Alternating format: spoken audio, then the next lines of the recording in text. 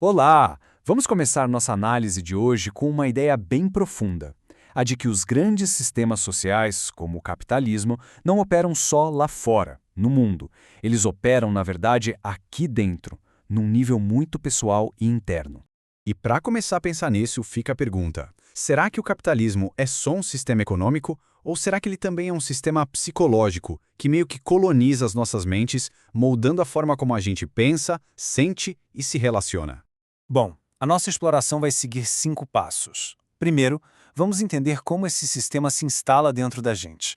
Depois, quais são as crenças que ele planta, muitas vezes sem a gente nem perceber.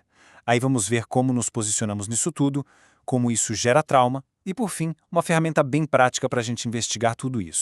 Para começar, a ideia central é que a gente absorve as crenças da nossa cultura de um jeito quase que automático, sabe? Bem antes de a gente ter a capacidade de pensar criticamente sobre elas. É um processo que nos transforma sem que a gente note em peças que mantêm o sistema funcionando. E essa metáfora é perfeita. Pensa só, a cultura está ao nosso redor o tempo todo, 24 horas por dia. Como a gente precisa pertencer a um grupo para se sentir seguro, acabamos absorvendo as normas, as ideias e os valores que estão ali, boiando nessa água, muitas vezes sem nunca parar para questionar. E agora a gente vai mergulhar fundo nas crenças centrais que sustentam esse sistema. Elas são quase invisíveis e por isso mesmo tão poderosas. É como se fossem vírus mentais que a gente carrega e passa para frente sem nem se dar conta. Então, o ponto crucial aqui é que essas ideias são absorvidas como se fossem a mais pura verdade. A ideia de que somos todos separados e independentes, por exemplo. Ou a da meritocracia. Isso tudo acaba justificando as desigualdades. A noção de escassez, de que não tem para todo mundo, alimenta uma competição sem fim. E a ideia de progresso linear justifica passar por cima de tudo que é considerado antigo ou atrasado. E essa citação do Derrick Jensen, nossa, ela resume tudo. A verdadeira autoridade não vem das leis escritas, mas dessas crenças que a gente nem para pensar se são verdade ou não. São elas que dão poder e legitimidade para toda a estrutura social. Elas definem as regras do jogo. Certo. Agora que a gente já viu essas crenças, vamos entender como elas distribuem a gente em papéis diferentes. Porque ninguém vive dentro dessas estruturas do mesmo jeito. A nossa posição é definida por uma teia complexa de sistemas de poder que se cruzam. E para entender isso, a palavra-chave é privilégio. Mas calma, não se trata de culpa ou de mérito pessoal. Privilégio é sobre vantagens estruturais. É como ter um vento a favor que algumas pessoas recebem do sistema simplesmente por terem nascido com certas características que são valorizadas por essa cultura. Uma ferramenta bem útil para a gente visualizar isso é a tal da roda do poder. Ela ajuda a gente a mapear onde estamos em relação a várias categorias: classe, gênero, raça e por aí vai. Quanto mais perto do centro da roda, mais perto do poder estrutural. Quanto mais na borda, mais distante. E aqui está uma virada de chave muito importante.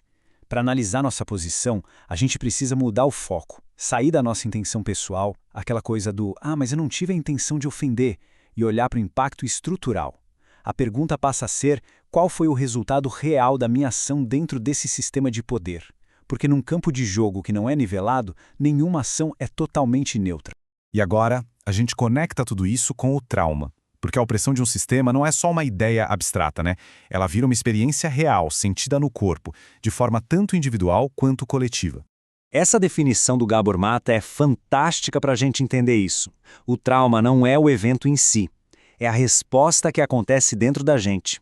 É a desconexão com nós mesmos que rola no nosso sistema nervoso quando uma experiência é intensa demais para ser processada. Agora, o que Resmaa Menarkean faz é construir uma ponte genial do individual para o coletivo. Presta atenção nessa sequência. Começa assim.